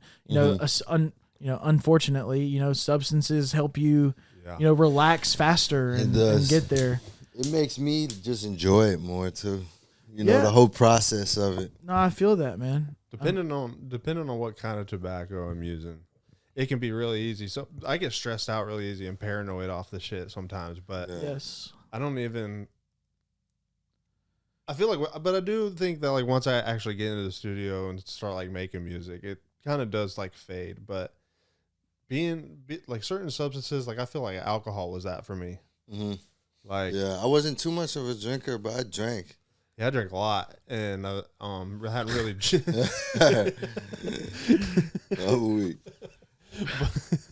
But it's been weird trying to figure out how to like maneuver creatively without it. Yeah, like, is that something that you've struggled? Like, do you ever struggle without weed? Or did you struggle on that tape that you did sober? Yeah, like better question. There you go. That's crazy. I definitely struggled for sure. And did you find your process changing? Like, was like when you were sober, did you like instinctively go back to like a writing type process, or was it still punching for you? It was definitely still punching. Okay. Yeah, it was definitely still punching. And you know, it's crazy. Like it feels so long ago. Shit was like 2 years ago. But I think it was faster.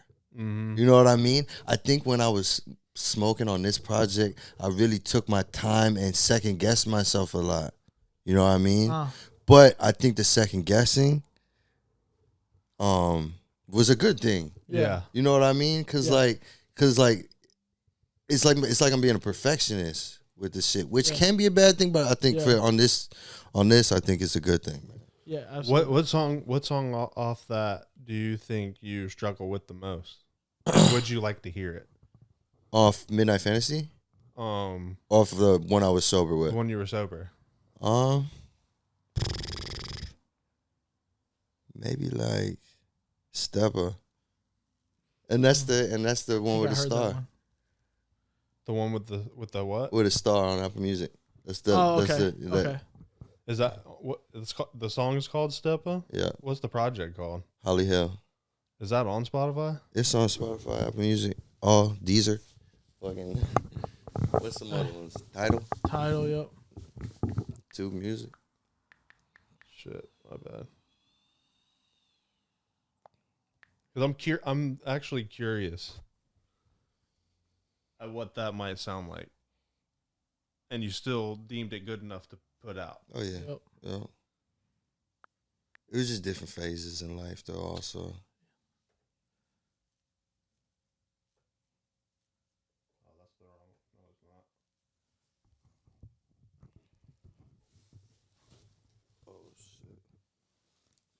You ever seen that Lil Wayne interview where he's got the cup right by his feet and he knocks it over by accident and he's like, oh, that's my fuck up.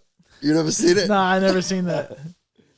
I was on that lean. That's what I feel like right now. Yeah, Mez was on that. Yeah. That shit ain't no joke. Yo, you heard of have you ever done it before? Lean? Codeine?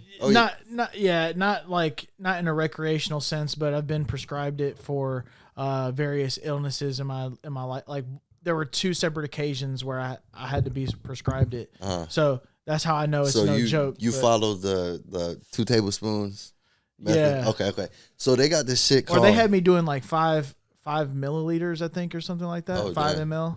Okay, yeah. And I had like, they gave me like a little syringe to measure it out with, and then I just like shot it into my mouth. I bet that shit put you to sleep, didn't it? Oh, bro, I felt great, man. I felt all warm. It was like being drunk, but not drunk.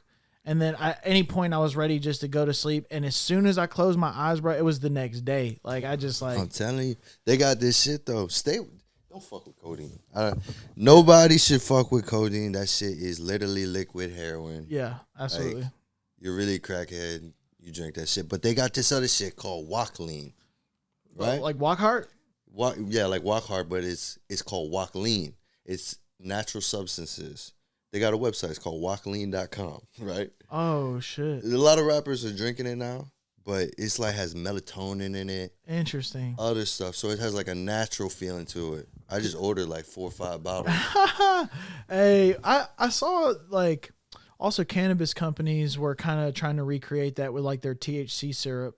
Yeah. Like that you like. They did, yeah. The marketing is very similar. It looks like one of those prescription bottles in a way, but then their label is like kind of fancy, and they're like, just pour this in a cup. Yeah. With your favorite beverage, whatever. But what we got going on? I'm actually the stupidest man alive. It's that rubber weed. Yeah, I think it actually might be. Because I'm sitting here playing with the slider going, why is the song not playing? I can see it sliding. So I unpair it, try it again, pair it up, forget the device, pair it up again. I just had the volume down on my phone. Stop. Role model. Wait, which one is that? Yeah, shout out Walklean though. It's the red one, I think. Oh, there you go. Sheesh. Walk. Okay, so step up. Wow. I'll cut that whole thing out.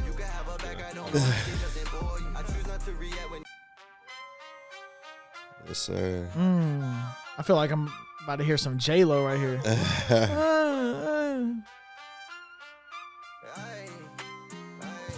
Yes.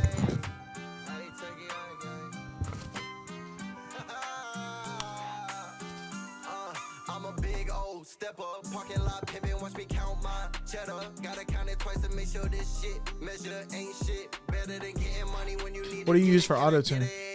Pitch correction. What? You talking about the stock pitch correction? Yeah, that shit go, man. I do. Don't know what happened. This is the one you said you struggled the most on? You hear how melodic it is, but I'm spitting on? Yeah.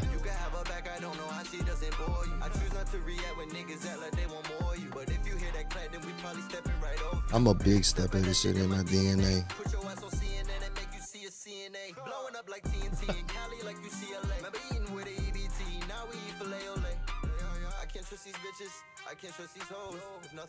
If this is the one you think you struggle with the most, I would hate to hear you up against anyone with the song that you think is your best in your bag. The flows are ridiculous on this.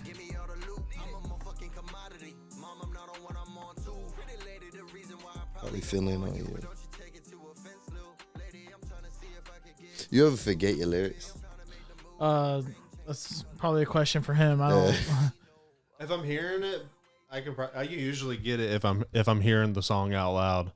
But like your old shit. Like, do you ever go back and listen to your old shit and you're like, yeah, damn, what the? For sure. I can't remember. We were working on a project before we full-timed the Juice project. Yeah.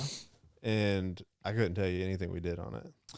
Yeah, it feels like that sometimes. I mean, honestly, I feel like I probably hear the songs more than he does. Oh yeah. Because I'm doing a lot of like the pre-pro and mixing and getting stems ready to be sent off. Oh yeah, you hear it 10 times. Yeah, so yeah, man, and we've switched up engineers within the last year, so I'm kind of gonna take on more of those responsibilities and stuff. So I've definitely been listening to the tracks a lot more.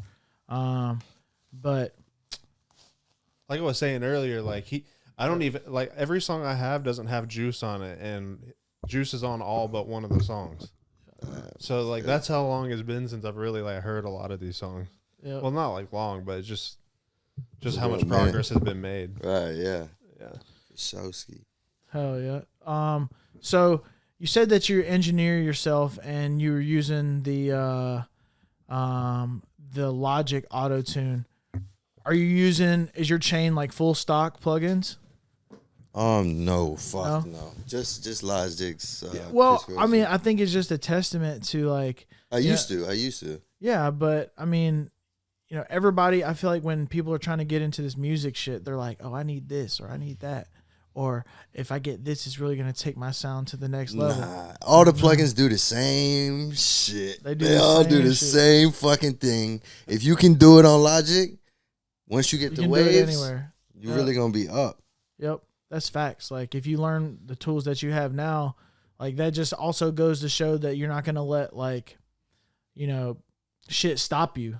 Like you might go to the studio and see somebody using a CLA compressor or, you know, some crazy gear like Waves plugins or damn Universal Audio plugins and shit. Or they got the Auto Tune Pro and all that shit. But their mixes be coming out trash. We won't say any names. But I will say on this project, Midnight Fantasy, BZ, I did the reference mixes, but BZ handled the mixing on this project. My boy that I showed you on the record. Yeah.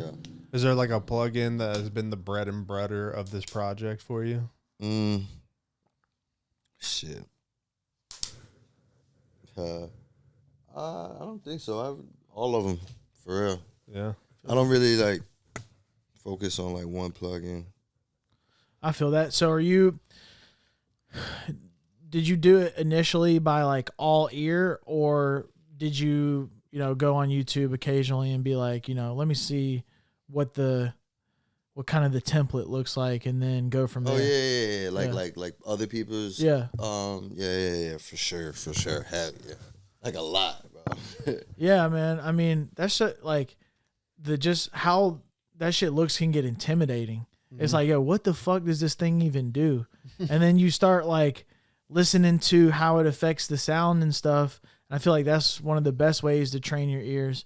But at the end of the day, I mean, it takes a little bit of research to figure out what the fuck all these knobs do and shit like that. 'Cause that should be intimidating as fuck. One thing I could never figure out until this day, and I haven't done it in a long time, so it's not like I can even be in the conversation with people of y'all's caliber, but I could never figure out EQ for myself. EQ. I'm done. That's the first step. That's I was about to say one of the first things.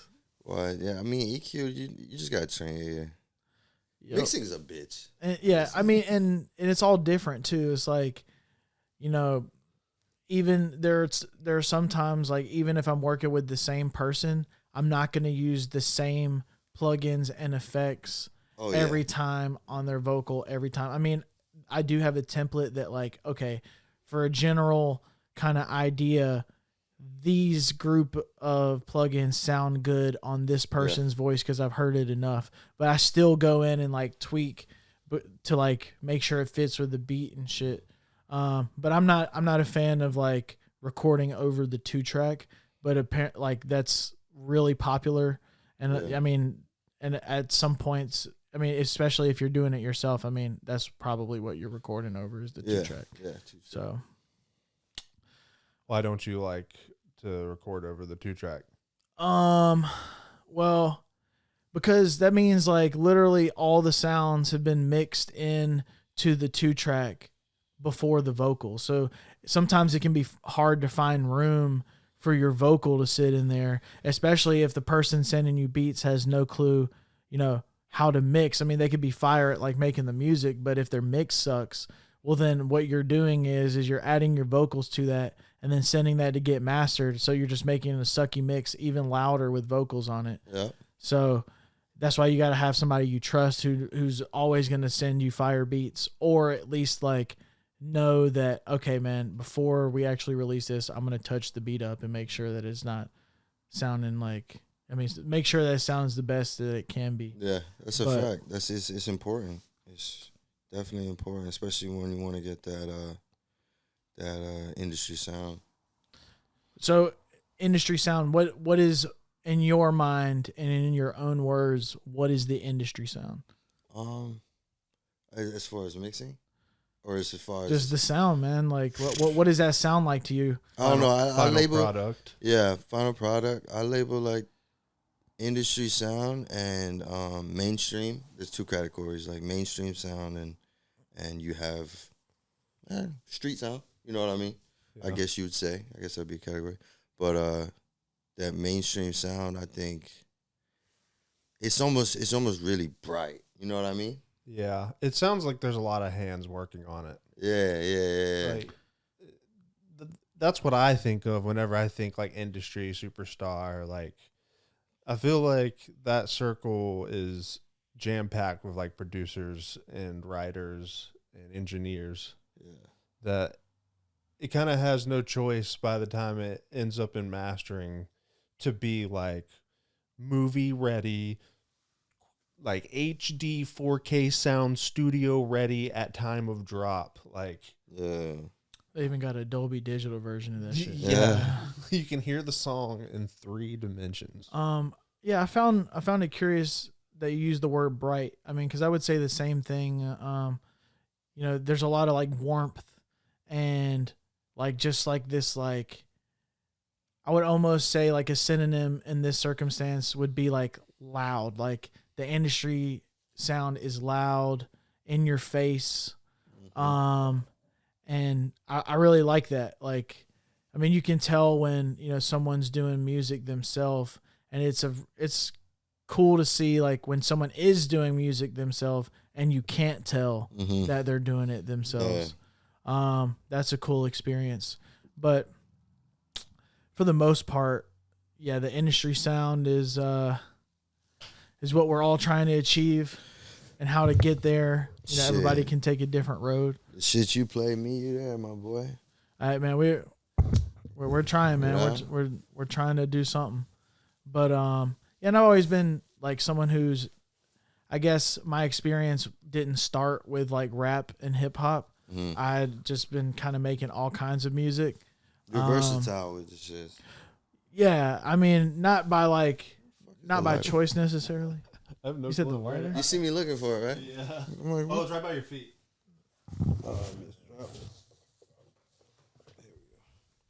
Hell yeah, not by choice, but more so just practice. Like, I always had a friend who would come over and be like, "Yo, make a song like this," and I'd be like, "Okay, shit, I'll try it."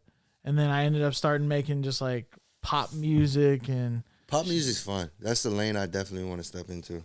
Nah, and I think if I remember correctly, that was that Superstar track that Sauce had you and Don on was definitely that lane. Yeah, and I could definitely hear like your melodies on some more pop oriented stuff versus like, you know, the rap and hard beats. Like, let me ask y'all a question. What would you compare me to, if you had to? Oh shit.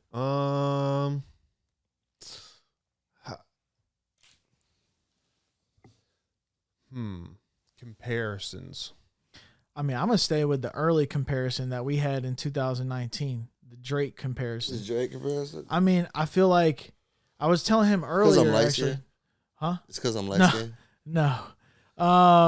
No, it's because of, for me, it's the timbre of your sound, the tone quality. It has that crispness to it when you hear it compressed. Like, even like in your voice has like hints of higher frequencies, but then when you get a mic that kind of represents the low frequency, well, you can hear the bass in your voice, but it's not a bassy voice. Yeah. And then the combination of like how you're kind of rapping, but you still add like elements of melody to it by using that auto tune as a tool. Yeah. As a tool. See, I'm glad you said that. Yeah, as a tool instead of a crutch. You know how it's going to affect your voice from experience. So, you know, with that being said, you kind of have an idea what you're going for. For me, it just makes me think of Drake in that regard. So that's what I would say. But I don't know. I mean, yeah, you get the melodic flows like Drake, but I mean, your voice don't sound like him. I'm struggling to find like a comparison of like what I would say that you sound like. I mean, I don't know. You sound like Don Creek to me. That's fair too. Yeah, I like that. Yep. Yeah, I don't try to sound like anybody, bro. I just go with the shits, bro. Yeah, but it's, I mean, and we've talked about plenty of times, you know, and while that's ultimately the goal for, you know, any artist is to be themselves and, you know, be able to successfully, you know, sell a product that represents them as a person and you're not really copying anyone. But at the same time, humans are always trying to find a way to relate something to a past experience to make sense of it. Yeah. So to make sense of your music, instantly I'm hearing, you know, these type of beats and this category of the sound. Like you have a lot of beats that have like reversed melodies and, you know, and at that point in time, it was like, you know, who's doing that? Yeah. Drake was doing that in 2019. So that's where that idea stuck. I mean, now it's like you've matured into a way is like, yeah, that's Don Creq. But if I had to give an answer of, you know, who you sound like, you know, that would be my answer. But so what you think Raleigh's or North Carolina sound is headed? We don't really have a it's sound. A melting pot. That's the everything, right? Yeah, that's the thing. Like, because I've lived here like since birth, and I've kind of like as I've grown up seen it happen. Yeah, like everybody coming from up north and people from down south moving over here, dude. It's turned into the incredible melting pot, like the Triangle area. And that's sick, though, because, like... It's sick. Not having a sound benefits everybody, you know? Yeah. I mean, I feel like if you would have asked this question, like, a year ago or 2 years ago, it would have definitely been that boppy sound. The baby shit. The baby shit. Everybody was on the short 808s and all that stuff. But I think right... Oh, my bad. No, go ahead. I was going to say... the coast, Charlotte and the coast, and like up through like Whiteville, they all adapted that like boppy sound. I know that like once the baby made it like super popular, everybody started doing it. You know who really made that sound popular though? Stunner. That boppy sound. Yeah, well, then they came up together in Salisbury. Yeah. But yeah, I mean, that sound. I think right before it could become like the characteristic of the Carolinas, like it started feeling like more of a melting pot. But I hear it all the time, like it's like, oh, that's that Carolina sound. Yeah, and really? It makes me feel like I have an idea of what the Carolina sound is. But I mean, I think melting pot is probably a better idea because you say West Coast, you already know you got that bass, or even like the Detroit sound, like it's characteristic. Like there are certain elements you have to have in that music. Here it's just like it's whatever. It does feel like the that. Triangle is whatever. Like really, like the music taste is so like broad. Like it is everywhere, but like it's not often that you hear like somebody cruising down the street, Al Green, and then the car right behind it is the baby, and then the car right behind it is Gucci, and then like if you're talking about like specifically hip hop in general, yeah, the music taste around here is about as diverse as you can find it anywhere, and it really shows in the artist. Like we've had mad artists on this podcast, and they pretty much all sound vastly different. Like Preem Hardy is like this trap goth metal shit, dude. It's like hard rage to like rage type music. He's young too. You got you coming in with the melodies. Don's been on here. Yep. Juice has been on here. Juice got some of the hardest bars I've ever heard. Steez. Yeah. And I mean, even Joel Venom is making his own music and he does beats. And that motherfucker has some fire music. Joel Venom, you said? Yeah. Mm-hmm. I had to check him out.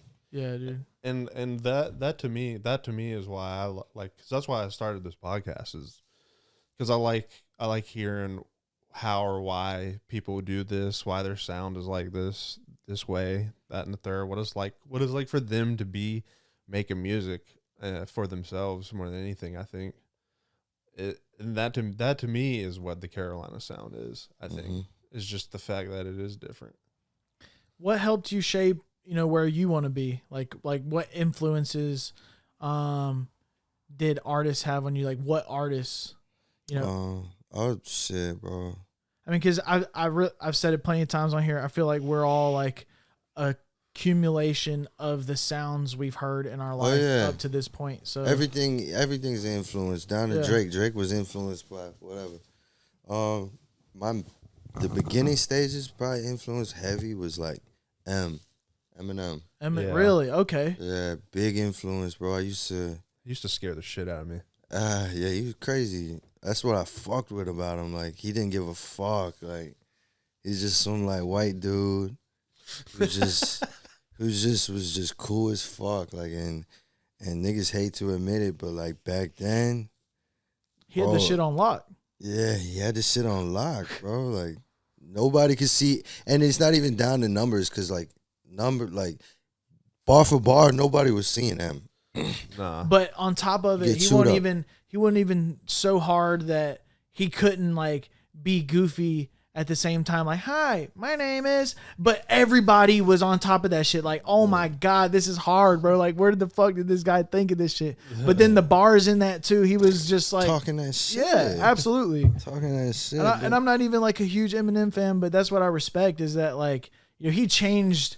He definitely had a role in changing music at that point in time. And now, I mean, you can really see like, what music has become and where we are at with this music shit now. Yeah. And there's no one that I've heard now in the mainstream, locally or whatever, that is like making me think, oh shit, like that's the next like Eminem or some shit. But yeah, it's just a whole lot. Eminem's an influence. Eminem, Drake, Kanye definitely. Travis. Man, like, it's so many artists I can name that's influenced me. Like 50, Jay, Wayne. Like, bro, like, I'm a student to the game. Yeah. So do you feel like because you grew up listening to a lot of those like bigger artists, mainstream artists, is that what made you more of like a song oriented artist versus like the rap freestyle type of artist? Mm-hmm. Because what I get from your music is like you put an emphasis on making it a song. Like you want it to be, catchy to the point where there is a noticeable hook and, that's going to draw people in. Yeah. I definitely get that kind of, not necessarily singer-songwriter vibe, but I would definitely say that versus like just a freestyle type of artist. But not to speak for you or anything, but. No. Would you ask me? My fault. No, you're good. Do you feel like you would attribute your song oriented style like to those artists because they were like the bigger ones and they had like the radio songs and shit? Yeah, especially Drake, because like he'll give you a song and that bitch would be straight bars, but it'll be a whole song. Like, I feel like as music aged, so did as music aged, what's the word, bro? It basically like it just developed like that. Like everyone's making a song. It's not many people doing boom bap no more. Yeah. Right. Or you know what I mean? Like everyone's trying to make that melodic. Not everybody, but just I don't know. That's just what I fuck with. No, I feel that. I mean, like I know when I was younger, hearing songs on the radio was just like, I want to do this. Like I want to have a song on the radio. And when I was in school for music performance, I was playing the trumpet. And I realized early that, wow, all these people here are fucking way better than me, older, younger. They all play circles around me. Maybe being a professional trumpet player is not what I'm going to be. So that's when I started making music on the computer, and all these classes, like where I was analyzing like songs from like the 16th, 17th century. Like I was never going to do that in like real life, but I took those strategies to be like, how can I analyze pop music? How can I analyze music that's on the radio now and try and recreate that?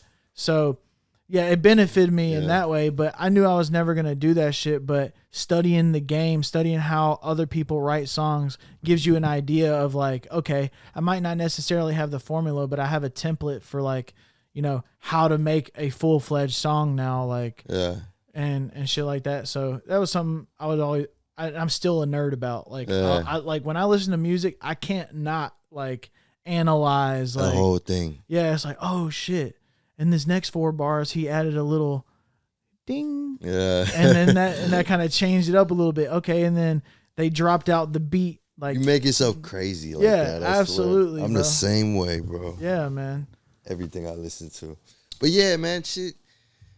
I feel like it's just more fun. Like making songs. It's just you get this energy about it. You know what I mean? Like hearing a melody like hit the right way, like. And with the right combination of words too. Yeah, and it just comes together perfectly, man. Better than sex. I swear to God, bro. I mean, yeah, bro. I mean, sex is up there, but fuck sex, man. I'm doing semen retention. You ever heard of that? You know what? I have heard that, and I was having a conversation with you're laughing, bro. No, I know it's a real thing. I just look, wasn't expecting you to say no. No, you're not the first person. Like literally, like 2 weeks ago, I was talking to my boy Zyro. Shout out Diamond Lab. My boy Zyro was talking about semen retention and like because he posted a picture of him flexing in the group chat because he's been going to the gym. Like good for him. Like that shit motivates me. But his tricep was massive. I was like, bro, you better take it easy on your meat, man. And he was like, man, fuck you. I don't beat off no more. I'm practicing semen retention. Yeah. And I heard about that shit, man. I mean, you know, apparently you're more creative. Apparently, like all your testosterone and shit just, you know. I don't know, just makes you more like aware and everything. Really, you're just like it's almost like being like self. Yeah, essentially, yeah. And I mean, you have power in the DNA, and you know if you keep releasing it into whatever medium that you choose to. It's a lot of energy, man. That's energy. They say it's like 8 miles you run or some shit. What? It's like running 8 miles. Like the calories that you lose and the energy that you burn. Dead ass, bro. You think it's... There's no way, bro. I'm too fat for that. There's no way. I'm too fat for that to be a fact. Yeah. And if you're only going for like 30 seconds, then... Oh, shit. No, but so what made you, because that is 100% a conscious decision. No one's ever like, you know what, bro? I don't feel like fucking today. Or... anytime in the near future. Oh, no. I'll fuck. I just won't nut. Okay. No. Terrible. This is like, dude, that sounds fucking awful. Say that it's before. awful. It's awful. That hurt me inside. I had to. It's self-control though, man. It's just like, I know, like. See, my idea of self-control would be like, you know what, girl? Like, I'm not trying to put myself in a position where, I feel you. like. But what's the fun in that? What's the fun in not coming, bro? I'm busting a nut either, wherever, you feel me? Just give me the word. Like, nah, there's no way I could have sex and not nut. That's crazy to me, bro. Or like get head and not nut. Like, come on now. Yeah, that's the worst. That sounds like fucking And I'm torture. not saying I do this every single fucking time. Like, but I try to, keep my shit to myself, sometimes. I mean, well, there's a smarter reason for that, and that's because you never know who gonna try to, keep you around. Yeah. These bitches be out here shiesty and motherfucker. On Jesus Christ. Hell yeah. Well, that's an interesting decision, man. I mean, I practice a level of abstinence, not really with that goal in mind per se, just more so like I said, over the past couple of years, I've been trying to be more intentional about things. And this year, my word of the year is intentional. Like being a single man, and young and having energy enough to work hard at music and my career and shit. Let me get that shit together first before I worrying about my dating life and stuff. Right, it might suck. I might get bored. I might get lonely, et cetera, et cetera. But at the end of the day, and like I was telling you in the car, like if I look at my life that I've achieved up until like the age of 90 and I look through it at that lens, like what do I want to remember myself as? The guy who fucked a bunch of bitches and had fun, or the guy who made a bunch of dope ass records and was proud of the music that he made, was somewhat like a distinguished, like decent teacher who, had fun teaching music, playing music his entire life. Like those are things that I want to remember myself as, like, and so I kind of made this decision to be like, okay, like take myself out of the dating game. And if I do, like, take it slow, like there's no,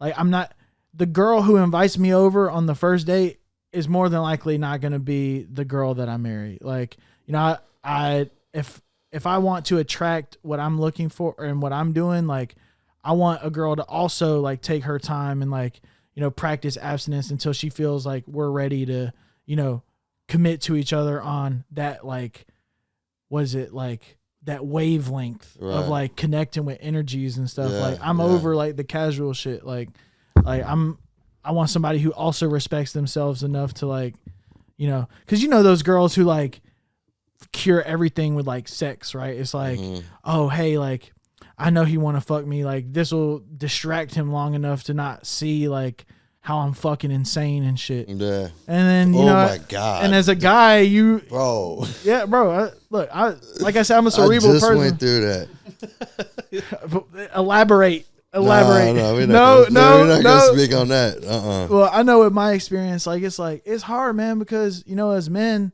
you know, a lot of times, you know, we think with our other brain, and it's like, sometimes it's hard for me to resist, like, just a free nut or some free buns. And it's just like, you know, do I really need that? Like, I know it's enjoyable. I know it's going to be fun, but bro, I got to go all the way to this chick house, pretend like I'm interested in whatever she got to say, fucking do all this work just to get to where I want to be. Ugh. And then as soon as I'm done, I got to stay the night or pretend like I'm actually like, it's a lot, bro. It's a lot. I got to pay for dinner a couple times, which nothing wrong with that. Like, you know, I got a great job and everything, and I enjoy the company and, you know, talking over dinner or whatever, but still, man, it's a lot just to know that you're not going to be with this person. Like, you know how much time that takes out of your day? If you were to add all that shit up, the fucking text conversations, the goddamn talking on the phone, goddamn going over to the house, watch some fucking stupid ass movies, some rom-coms. Some rom-coms. Yeah, bro. Yeah. At that point, I could have already done like way more productive shit. So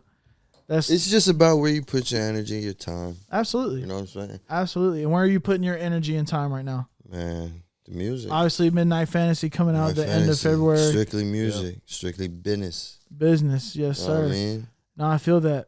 We'll plug the shit out of that, because speaking of energy and time, we're about to run out of both on that camera. Oh shit. Yeah, we've been at it for a while. What time is it? It's 1:42. Oh, fuck. Hell yeah. Well, yeah. Plug yourself. Plug yourself and another music video, and we can just wrap this up. All right, shit, it's Don Creq. Shit, what music video I got coming up next? Hold on. You're going to have to take that out. It can be one coming up, and it can be one that you already have out, too. Oh, okay. Yeah, it can be one. And say your Instagram handle too. All right. Yo, it's Don Creq. You can follow me at DXNCREQ_. Go check out my latest video, Toxic, out on YouTube right now. Let's go. Thank you. Yes, sir. Peace.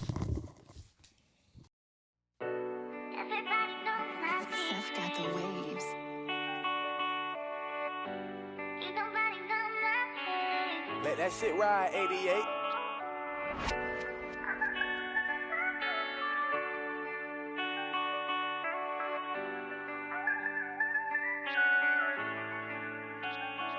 I don't need your love, that shit too toxic. My homie just got out and caught a new body. Man, inside my city like I'm John Gotti. I can't claim that bitch, she here for everybody. I don't fuck with hoes, don't never keep the shit solid. Silence on the glizzy, you can't hear it when that gun fire. Love me like you say you do and never tell a damn lie. Fuck her like an animal, she keep trying to run out. Used to be a home, now I feel like it's a madhouse. All this money on me, I'ma bring them rags out. Hit her from the back and make lil' mama wanna tap out. She keep saying come inside me, she want me to crash out. Put her on the side, now lil' mama tryna lash out. Okay, you can do it like a Sammy, I'm a Samson. All this pain that I've been harboring, I know it gets better. But know that I'm with God, but I keep dancing with the devil. House full of hoes, got me feeling like half now. I know you don't love me like you say you do. No, I'm not a hero, baby, don't think that I'm saving you. Gotta lie, beg your pardon. Oh yeah, you heard me say you working on yourself. Funny thing is that I'm learning too. Codeine on that counter, I've been trying to kick the habit. Play around with the family and I'ma let you niggas have it. Traumatized youth, don't know how I seen the manage. Niggas had it all tough, but don't ever want no static. She want want me to cuff her like a deputy. Riding in that Rari with a ticket and a felony. But she just want me come inside that pussy, I ain't going. Cause I know how you be moving, you be rolling around horn. I got all this codeine in my abdomen. Chandelier around my neck look like an avalanche. We don't need no title, I don't want your hand. Ain't tryna be your man. I've been through it once before, but here we go again. I don't want your love, that shit too toxic. My nigga just got out and caught a new body. Everybody in my circle keep it too solid. I'm the man inside my city like I'm John Gotti.